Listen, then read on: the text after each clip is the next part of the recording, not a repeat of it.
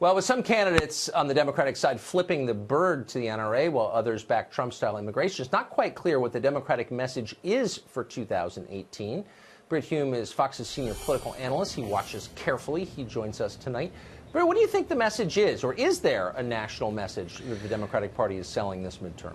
I think it's pretty indistinct at this moment, if there is one, Tucker. And I think that much of the party is so mesmerized by Donald Trump and loathes him so deeply that that has become kind of the central thing and the central theme that you can see that that's what the Democratic Party appears to be mostly about right now. I suspect as time goes on, something more oriented toward voters will come along. But remember, Tucker, these candidates are running in a party where 71%, according to one recent poll, want Donald Trump impeached. So it's kind of understandable that there'd be some focus on him. Yeah, for sure. And most Democrats are, of course, very anti-Trump. That's why they're Democrats. But is that a message that moves people to the polls? Well, based on the evidence we have, it seems not to be working very well. And the reason I say that is that look at the advantages that Democrats enjoy going into this midterm election. First of all, the political gravity in any president's first midterm is always with the other party, and the average loss is more than would be enough if they made their average gain. The Democrats would get control of the House. They had a huge gap in what's called the generic ballot. You know, Tucker, that's the one where you ask people if they'd rather vote for a Democrat or Republican unnamed in the upcoming election. Normally, Democrats do well on that ballot. They were up, what, plus 15 or 16 at one point not very long ago, and now that number is down to single digits, and some polls down to low single digits, which suggests that whatever they're selling, people are not buying with the enthusiasm that the party had hoped for.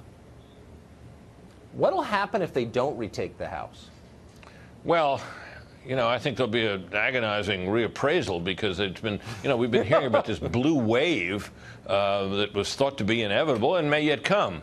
If it doesn't come, obviously there's going to be a search for scapegoats, and we'll see what happens. But this party, I think, Tucker, what we're seeing emerge now is that for all the divisions in the Republican Party between Trump supporters and the never-Trumpers and so on, and all the divisions within the conservative movement over that, the divisions in the Democratic Party are at least as deep, if not deeper.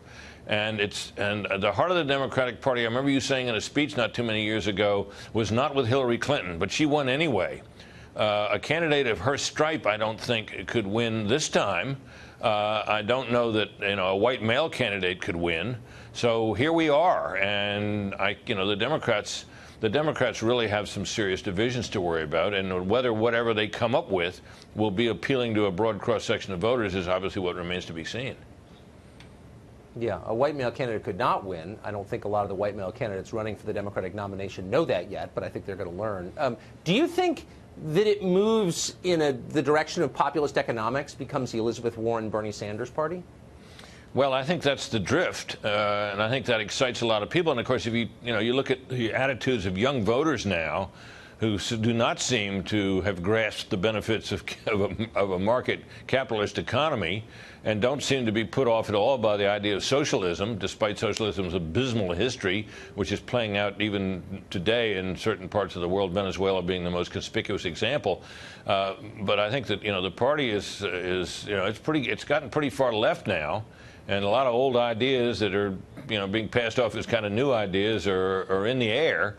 And, the party will have to reckon with that, because if they've come up with somebody who's an out-and-out socialist for president, I don't think they could possibly win. And I don't think and I'm not sure how many of them we'll see, but there'll be awful battles over this. Their corporate donors, because the party is entirely supported by corporate America, are going to be pretty surprised when it turns out they're sending money to Hugo Chavez. Yeah, well, don't estimate. Thank you. Yeah, you bet, Tucker. Sorry, go ahead. No, I was just going to say, don't underestimate the ability of a leftist candidate to raise money from small donations and make a serious run for it. Bernie Sanders certainly did. That's right.